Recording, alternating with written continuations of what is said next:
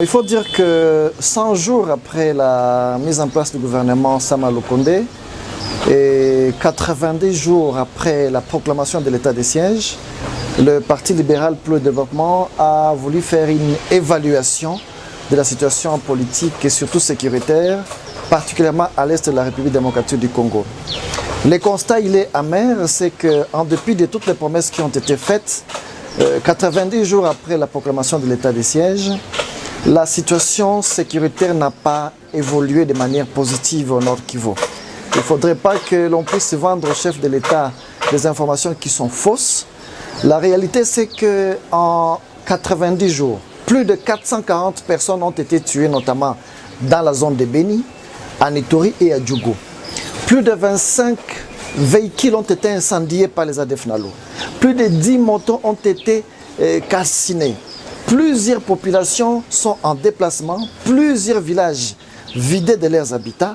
Voilà le vrai résultat de l'état de siège 90 jours après. Nous avons tenu à faire l'évaluation afin de pouvoir aboutir à l'efficacité de l'état de siège.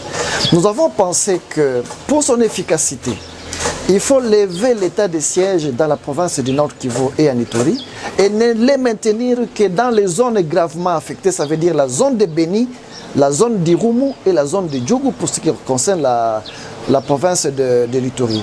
La délocalisation, la délimitation de l'état de siège dans ces zones-là aura l'avantage que tous les moyens en termes de logistique, tous les moyens en termes d'effectifs des militaires, tous les moyens en termes financiers et même l'attention de la communauté nationale et internationale sera focalisée sur Beni essentiellement.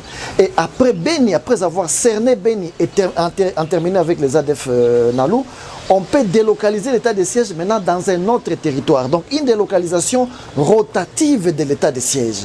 Nous pensons que c'est une stratégie qui permettra de rendre efficace cet état de siège, sans quoi la population du Nord Kivu, en tout cas, n'a pas besoin d'un état de siège qui ne produit pas de résultats, un état de siège qui n'est pas délimité dans le temps. L'état de siège, c'est une situation exceptionnelle qui doit être circonscrite dans un temps bien déterminé là, mais là, on est en train de partir d'une prolongation à une autre, sans aucun résultat.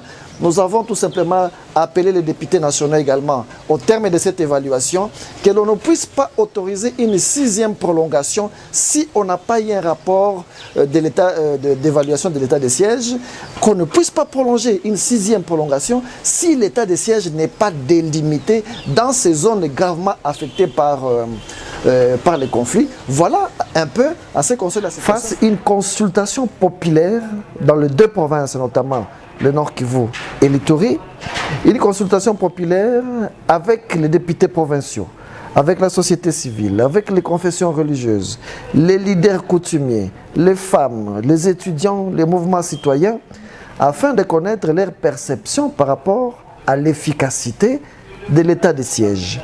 C'est Gandhi qui disait « Tout ce que vous faites pour moi, sans moi, vous le faites contre moi ». Notre recommandation donc à la Commission Défense et Sécurité, c'est une descente sur terrain pour cette consultation populaire et qui permettra de confronter les déclarations des acteurs clés de l'état de siège à ceux de la population censée être bénéficiaire de l'état de siège. Ça permettra à leur rapport d'être suffisamment étoffé et une fois déposé en plénière, au moins la plénière va se prononcer en ayant suffisamment d'éléments sur non seulement la réalité sur terrain vécue par les bénéficiaires de l'état de siège, ce que pensent les acteurs de l'état de siège et aussi ce que pense l'opinion en rapport avec l'état de siège.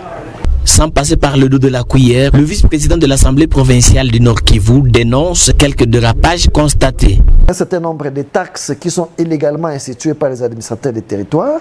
C'est une question qui fait l'actualité, mais des dossiers pénaux également. Je prends l'hypothèse des gens qui étaient en détention préventive le jour même de la proclamation de l'état de siège et dont les dossiers devraient être traités dans les 48 heures pour qu'on puisse connaître s'ils seront libérés ou non.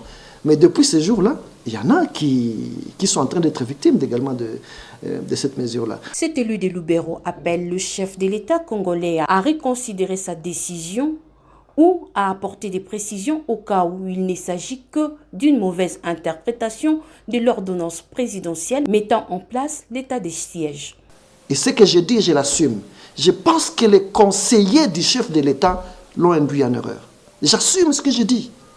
Ils l'ont induit en erreur parce que sur le plan, dans le secteur de la justice, j'ai essayé d'analyser l'application de la mesure d'application sur l'état des sièges. Je me dis non, monsieur le conseiller, vous avez induit le chef de l'État en erreur et il faut encourager le chef de l'État à pouvoir reconsidérer sa décision parce que j'imagine 6 mois durant, il n'y a pas de juridiction civile qui fonctionne. Mais écoutez, mais c'est la catastrophe. L'apatridie et la léthargie dans le traitement des dossiers civils peuvent conduire au règlement des comptes, puis à des tensions qui peuvent déboucher au conflit et enfin aux violences.